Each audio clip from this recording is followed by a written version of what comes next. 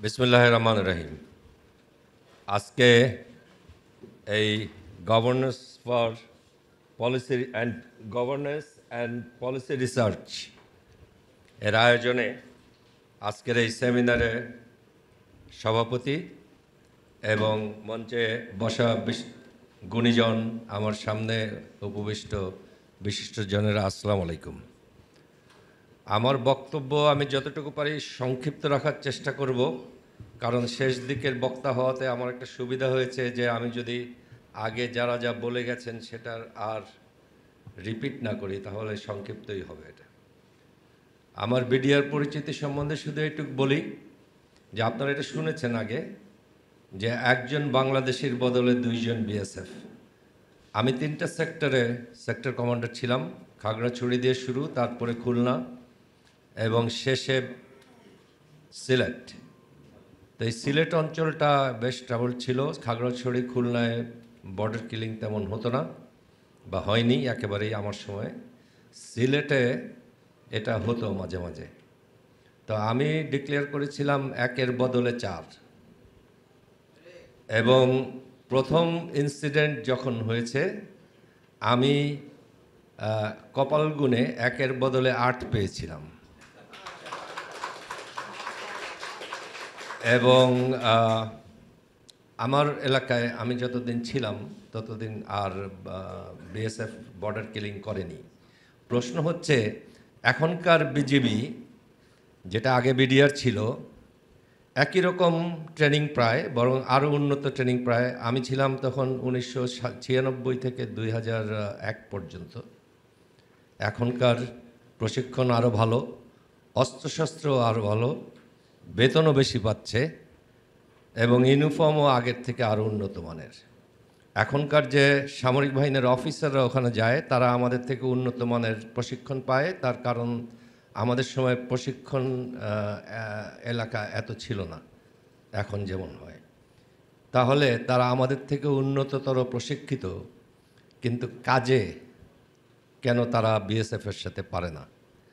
আমি বলবো এটা পারে না বিষয় নয়, তারা করে না। কেন করে না? কারণ বর্তমান সরকার তাদেরকে করতে দেয় না, দায় সরকারের।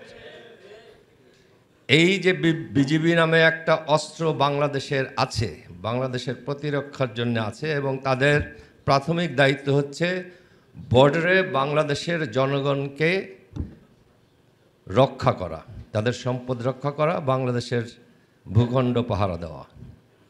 এই কাজটা বর্তমান সরকার বিজিবিকে করতে দিচ্ছে না। এর দায় সম্পূর্ণ সরকারের। তবে আমি বলবো বিজিবি প্রধানেরও দায় আছে।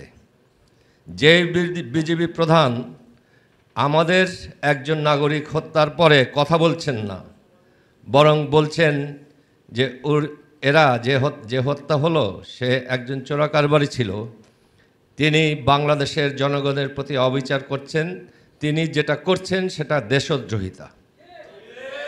তিনি এই সরকারের নির্দেশে দেশদ্রোহীমূলক বক্তব্য দিচ্ছেন, নিজের দেশের নাগরিককে তিনি চোরাকারবারি ঘোষণা করছেন। এই সরকার দেশদ্রোহী, এবং তাদের আন্ডারে বর্তমান বিজিবি বর্ডারে যা করছে সেখানে অ্যাটলিস্ট বিজিবির যে ডিজি তিনি অবশ্যই দেশদ্রোহী কাজ করছেন। আমরা জনগণের পক্ষ থেকে বর্তমান বিজিবির এই আচরণকে অনুমোদন দিচ্ছি না। এখন আসি আজকের এই সেমিনারে।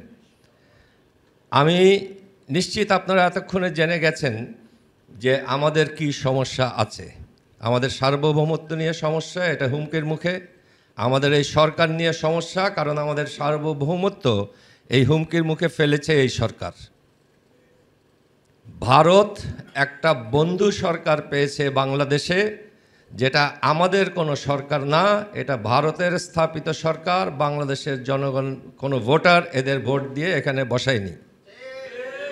তাদের হাত ধরে ভারত এই সরকারকে যা করতে বলছে বাংলাদেশে তাই হচ্ছে এখন। এটা আমাদের আরেকটা সমস্যা।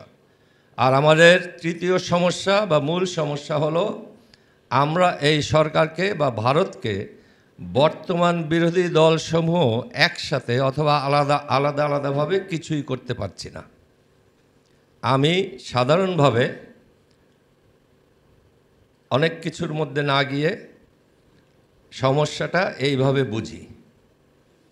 এখন এই সেমিনারের উদ্দেশ্য যদি হয় আমাদের একটা ভারতমুক্ত বাংলাদেশ গড়ে তোলা, তাহলে আমাদেরকে প্রথম কাজ করতে হবে বর্তমান যে অবৈধ সরকার বসে আছে আমাদের ঘাড়ের উপর তাদেরকে অপসারণ করা। সেই সময়ে ভারত যদি এদের সহযোগিতা করতে আসে অথবা ভারতের সাথে যে চুক্তিগুলি ওনারা করেছেন সেই অবৈধ চুক্তিগুলি তারা জোর করে এখানে বাস্তবায়ন করতে আসে, তখন ভারতকেও বাধা দেওয়া। এর জন্য আমার পূর্ববর্তী বক্তারা যেটা বলে গেছেন যে আমাদের দুইটা উপায় আছে, একটা হলো গণপ্রতিরোধ আর আরেকটা হলো মুসলিম জাগরণ। এ দুটাই করতে হলে এই ঢাকা শহরে প্রেস ক্লাবের রুমে বসে এটা করা যাবে না।